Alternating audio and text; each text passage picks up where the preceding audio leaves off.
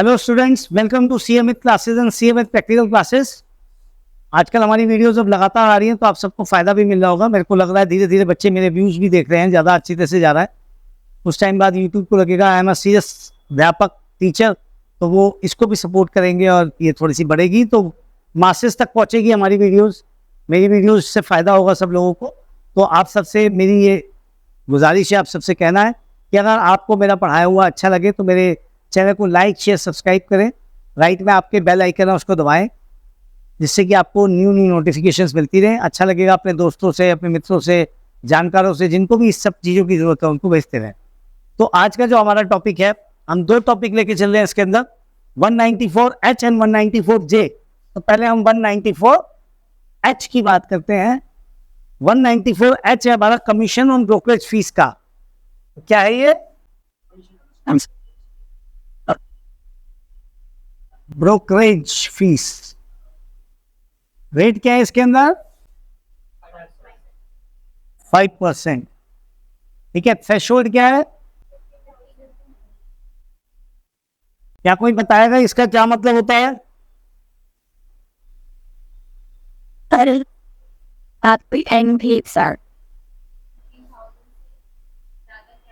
जोर के थोड़ा।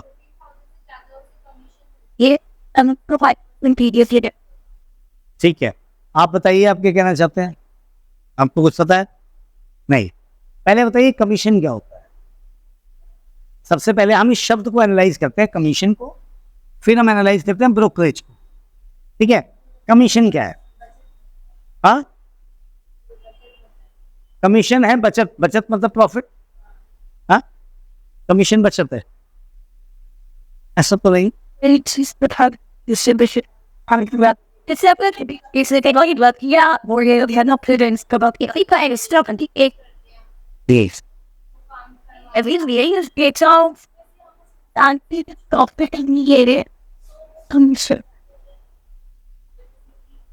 मतलब किसी को कुछ बेचा और इंसान से प्रॉफिट हम ले रहे हैं बदले में, तो वो कमीशन है। और क्या है?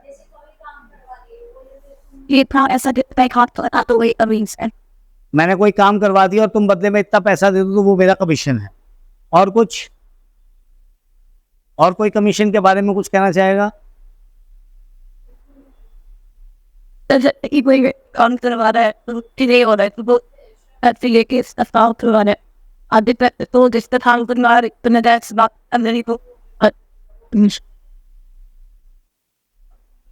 मतलब आप ये कह रहे कि मुझे समझ में नहीं आया आपका।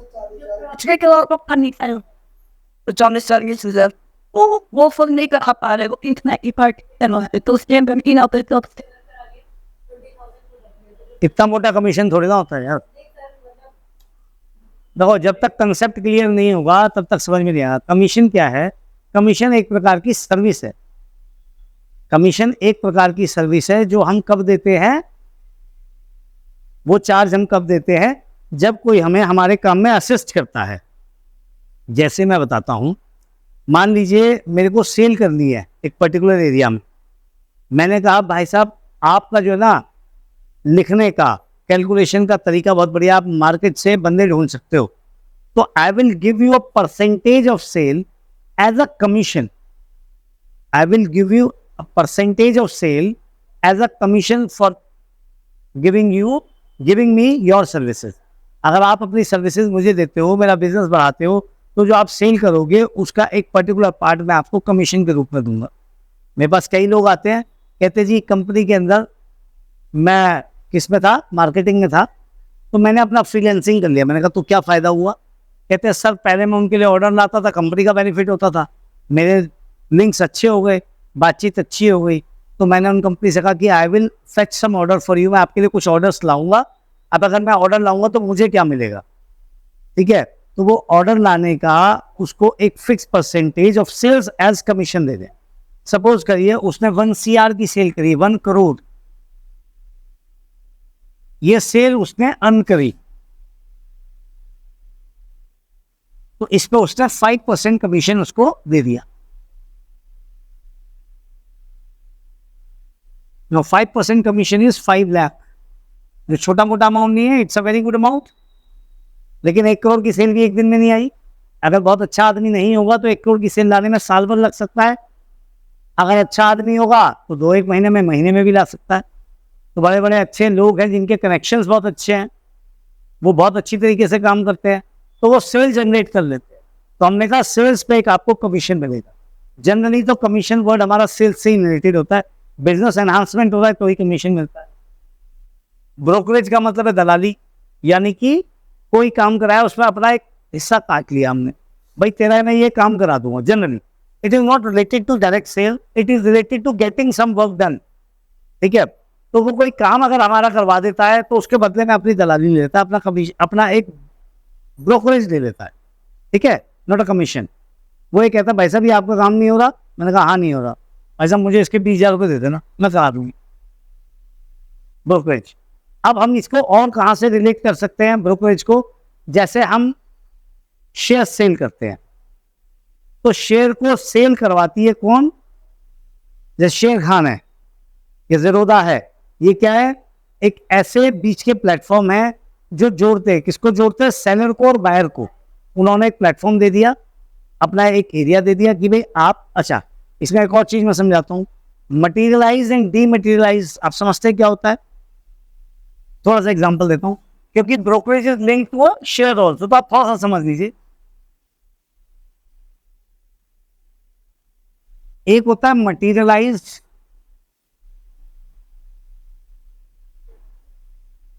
एक होता है डीमटीरियलाइज्ड। मटीरियलाइज दिखता है, जैसे हम कई कंपनी के, प्राइवेट लिमिटेड कंपनियों के खासकर हम शेयर्स बनाते हैं, ठीक है, उसके ऊपर हम कुछ लिखते हैं, ये पेपर फॉर्म का होता है, A4 साइज का बड़ा मोटा सा पेपर होता है, उस पर हम सब लिख देते हैं, कंपनी का नाम, कितने शेयर्स, किसको इशू हुए, कब इशू हुए, क्या पैसा दिया, बहुत कुछ होता है। मैं आपको फिजिकल दिखा दूंगा। ठीक है, तो जब हम ये अपना मटीरियलाइज फॉर्म होते हैं, तो इसमें क्या होता था, मान लो मुझे किसी कंपनी का शेयर खरीदना है, तो क्या होगा, मुझे डायरेक्टर के साइन कराने पड़ेंगे, बोर्ड रेजोल्यूशन पास करना पड़ेगा, बड़ा मुश्किल होता था, जिसको हम कहते हैं शेयर मार्केट में शेयर खरीदना बेचना। तो फिजिकल शेयर को कौन खरीदेगा, कौन बेचेगा? मुझे खरीदना है, बेचना है इनको। अब ये रहती है बॉम्बे, तो मैं कैसे जाऊंगा इनके पास बेचने के लिए? तो ये चीज बड़ी दिक्कत करती थी। तो क्योंकि बेचने और खरीदने में तकलीफ होती थी, इसलिए इस मटीरियल फॉर्म को उन्होंने खत्म कर दिया और एक डी मटीरियल फॉर्म बना दी, यानी कि जहां पे शेयर ऐसे एग्जिस्ट नहीं करता फिजिकल फॉर्म में। शेयर क्या है? एक नंबर है। शेयर क्या है? एक नंबर है सिर्फ। वो नंबर जैसे ही मैं खरीदता हूँ, वो मेरे पास नंबर अलॉट हो जाते हैं कि हाँ भाई ये नंबर के शेयर इनके पास आ गए। जब मैं किसी को बेचता हूँ तो वो नंबर के शेयर दूसरे के पास चले जाते हैं। अब इस काम को कौन करता है? मान लो ये पर्सन ए है, पर्सन बी है, और ये ज़ेरोधा है। इसका भी अकाउंट है, इसका भी अकाउंट है इसके अंदर, या इसका नहीं भी अकाउंट, कहीं और भी अकाउंट है। तो ज़ेरोधा क्या करती है, ये अपने पास एक डीमैट अकाउंट खोलते हैं, डीमैटेरियलाइज्ड शेयर का एक अकाउंट खोलते हैं, डीमैट अकाउंट। वहां पे ही अपने सारे शेयर डाल देता है कि भाई साहब इस कंपनी के इतने, इस कंपनी के इतने, इस कंपनी के इतने। जब इसको बेचने हैं तो ये ज़ेरोधा के थ्रू एक सेल जनरेट करता है कि भाई मुझे बेचना है। तो ज़ेरोधा क्या करती है, मार्केट में बहुत सारे और भी प्लेयर्स हैं, शेयर खान है और एक दो और उनमें कौन कौन है, एंजल वन है, और भी बहुत सारे हैं। तो उनको पकड़ती है, मार्केट में अवेलेबल होता है फ्री फ्लो में। ठीक है, वो वहां से देखती है कि इस जो शेयर ये बेचना चाह रहा है, इसको कौन कौन खरीदना चाहते हैं इस प्राइस पे जिस पे बेचना चाह रहा है। सपोज वहां पे बी आया, सी आया, डी आया, उनको उसके शेयर उन्होंने बेच दिए इसके अकाउंट से निकल के। ठीक, इसके अकाउंट से निकल के, तो ये सर्विस कौन दे रहा है इसको बेचने खरीदने की? ज़ेरोधा। उसका अकाउंट मेंटेन कर रहा है, उसने बड़ा सॉफ्टवेयर लगा दिया, हर चीज को हेल्प आउट कर रहा है। तो उसकी वजह से ये अपने कुछ चार्जेस इससे वसूलता है, जिसको हम कहते हैं generally brokerage charges, not commission. Not commission, brokerage charges percentage पे ही होते हैं, लेकिन वो कमीशन नहीं होता, उसको वर्ड बोलते हैं ब्रोकरेज, दलाली। भाई मैं तेरे माल को बिकवा रहा हूँ, माल को बिकवाने की दलाली। कैसे? आपको पता है आड़त ये होते हैं, आड़ती है, गांव में आड़त लगती है, यू नो आड़त? नहीं पता? मैं बताता हूँ।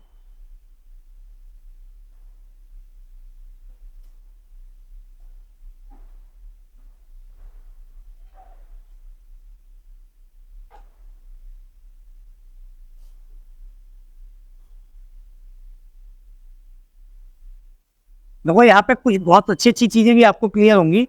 जैसे गांव में क्या लगती है, आड़त। आड़त को देख रहे हैं इंग्लिश में क्या कहते हैं बेटा? तो गांव में एक आड़त होती है, यहाँ पे क्या होते हैं, तो इस तरीके से मार्केट्स होती हैं, उसके अंदर दुकानें होती हैं, ABCDE, ये 5 मान लेते हैं, यहाँ पे आड़त ये हैं, ये किसान है हमारे पास।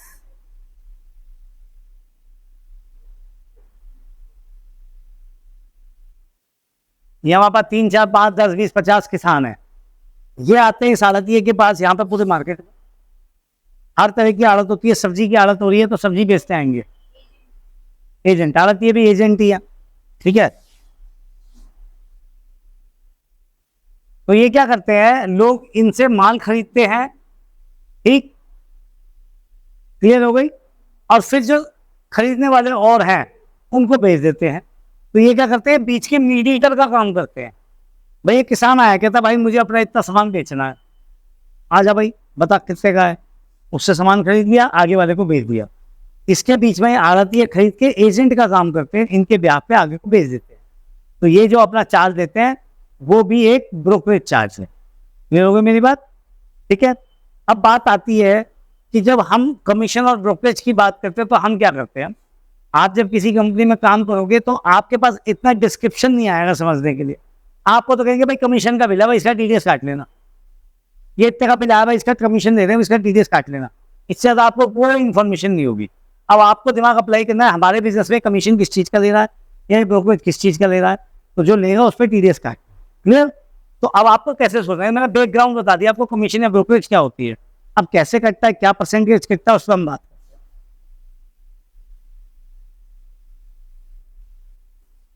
तो सपोज एक बंदा आता है हमारे पास एक बिल आता है, कमीशन बिल है।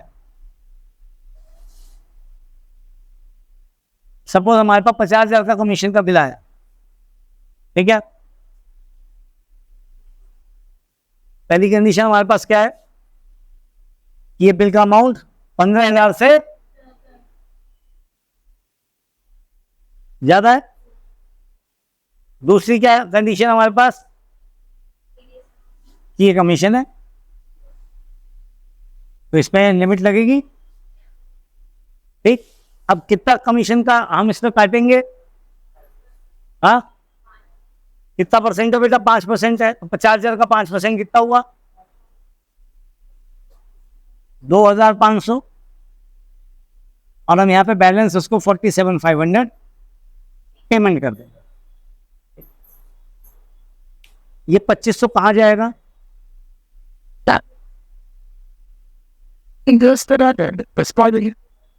तो ये हम गवर्नमेंट के पास जमा कर देंगे।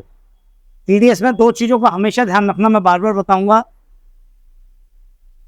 टीडीएस डिपॉजिशन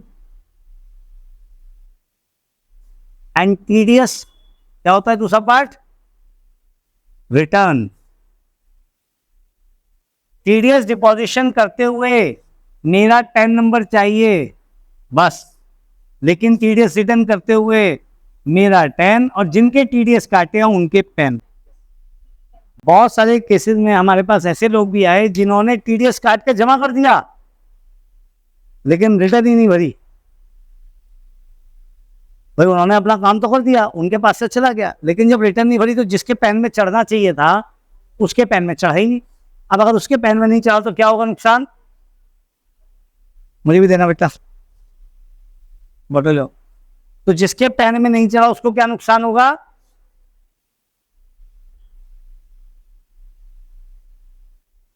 उसको उसका बेनिफिट नहीं मिलेगा। और क्योंकि इसने टीडीएस की रिटर्न जमा नहीं करी तो इस पर पेनल्टी लगेगी, इंटरेस्ट लगेगा। भाई तुमने वो कहेंगे लेकिन मैंने तो जमा कर दिया, तो रिटर्न नहीं फाइल करी। रिटर्न नहीं फाइल करने की पेनल्टी बहुत जबरदस्त है, क्या है, सेक्शन 234E के अंदर ₹200 per day up to TDS amount. अगर किसी कंपनी में 1 लाख का टीडीएस है अब वो 500 दिन नहीं भरती, तो 500 इंटू 200, 10, 1 2 3 4, 1 लाख रुपया खत्म हो गया। हाईएस्ट है टीडीएस अमाउंट। अगर उसका जो टीडीएस था वो 10,000 होता तो बस 10,000 तक रुक जाती, उससे ज्यादा नहीं जाएगा। दिन कितने ही। और सर और हमें क्लाइंट ही ना दे उस केस में। बहुत अच्छा क्वेश्चन है। अगर क्लाइंट पेन नहीं देता तो आपको उसका ध्यान रखना चाहिए, तब टीडीएस कटता है @20%। या फिर कोई सा भी सेक्शन, कोई सा भी सेक्शन, कुछ भी हो। वो ये कहता है इस बंदे ने 50,000 का बिल दिया, पेन नहीं दिया, तो आप इसको 40,000 दीजिए, 10,000 इसका काट के गवर्नमेंट में जमा कर दीजिए और कहिए जी मेरे पास इसका पेन नहीं है। गवर्नमेंट खुशी खुशी ले लेगी, क्या फर्क पड़ रहा है। उस बंदे के पास कितने पैसे गए, 40,000, उसकी बहन बच गई, तो 2-3 झीकते आपको जाके देगा ना पेन, इसलिए गवर्नमेंट ने उसके ऊपर पेनल्टी रखी 20%। यहाँ ये बात समझ में आती है बेटा आपको कि अगर हमारा कमीशन है 50,000 का बिल है तो हमारा कटेगा कितना, 2,500 बैलेंस जाएगा। अगर पेन नंबर नहीं है तो 20%। टीडीएस डिपॉजिशन और टीडीएस रिटर्न दोनों अलग अलग चीजें हैं। खाली डिपॉजिट करने से काम नहीं चलता। जिन जिन का टीडीएस काटा उनका पेन नंबर में उसको बकायदा चढ़ाना पड़ता है, प्रॉपर सॉफ्टवेयर है इसका, ठीक है। चालान जमा कराओगे, उस सॉफ्टवेयर के थ्रू एफबीयू फाइल बनेगी, उस एफबीयू फाइल से उसके अकाउंट में वो पैसा जमा होगा। इतना आसान नहीं है ये, इसके लिए प्रॉपर सॉफ्टवेयर के थ्रू हम फाइलिंग करते हैं, ठीक है। क्लियर कोई बात बता अच्छी तरह से। तो ये बात समझ में आई आपको कि नहीं आई कमीशन की, ठीक है।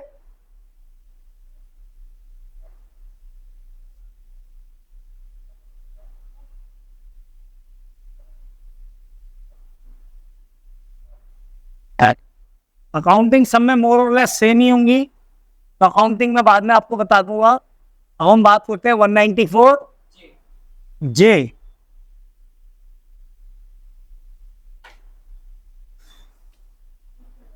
जे क्या है बेटा,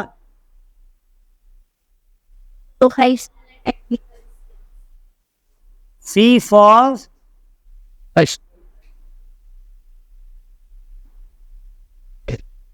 प्रोफेशनल एंड टेक्निकल सर्विसेज। अब प्रोफेशनल क्या होती है सर्विसेज, हम कैसे मानेंगे professional services? Yes, doctors, engineers, CA या किसी पर्टिकुलर रिकॉग्नाइज्ड बोर्ड को जो कि एक पर्टिकुलर एक प्रोफेशनल डिग्री देता है, ठीक है। हाँ, लॉयर, लॉयर, ठीक है। पीएचडी होल्डर डिग्री, मगर ऐसी डिग्री हो जो कि आसान ना हो, या फिर टेक्निकल स्किल, कोई ऐसा टेक्निकल स्किल हो जो कि नहीं, एक्टर नहीं है ना भाई, एक्टर तो किसी डिग्री से, किसी यूनिवर्सिटी से डिग्री नहीं मिली उनको, लेकिन फिर भी अगर कोई टेक्निकल स्किल है उनके पास, हाँ, मतलब किसी यूनिवर्सिटी से या किसी कोई इंस्टीट्यूट हमने ऐसा बना दिया या हमने कोई गवर्नमेंट के बॉडी से कुछ बनवा दिया, उसके अकॉर्डिंग अगर हमारे यहाँ पे कोई टेक्निकल चीज क्लियर हो जाती है, ठीक है, तो हम यहाँ पे उसको हम क्या करते हैं, प्रोफेशनल टेक्निकल सर्विसेज में आता है, ठीक है। कोई भी टेक्निकल काम कर रहा हो, सपोज में बहुत अच्छा क्या कह सकते हैं इसके अंदर हम, मान लीजिए मैं एग्जांपल देता हूँ आपको, टेस्टिंग होती है, टेस्टिंग एजेंसीज हैं जो हमारे कपड़े वगैरह के अंदर क्या है, कमी है, खराबी है, अच्छाई है, उसको टेस्ट करते हैं, और जो टेक्निकल सर्विसेज मुझे प्रोवाइड कर रही है वो एजेंसीज, ठीक है। तो हाँ, साइंटिस्ट है, मैंने साइंटिस्ट की कोई सर्विसेज दी, सपोज मैंने एक साइंटिस्ट की सर्विसेज दी, वो सर्विसेज मेरी जो है टेक्निकल सर्विसेज में आएगी। डिपेंड करता है नेचर ऑफ वर्क पे भी। अगर रेगुलर का काम है मेरा टेस्ट कराना उससे, तो मैं प्रोफेशनल में भी ले सकता हूँ, उससे कुछ सलाह ले रहा हूँ, तो अदरवाइज वो टेक्निकल सर्विसेज में आती है, ठीक है। तो अब ऐसे केस में हम ये मान के चलते हैं जो बंदा ये सर्विसेज दे रहा है उसकी इनकम बहुत अच्छी है, यानी कि खर्चा कम, तो उसका रेट कितना है, ठीक। जैसे सीए ने बिल दिया कंपनी को 1 लाख का, तो कंपनी क्या करेगी, उस पर टीडीएस काटेगी कितना, 10,000, और उसको दे देगी पेमेंट 90। सपोज बिल दिया उसने 10,000 का, तो कितना टीडीएस काटेगी, तुम बताओ बेटा।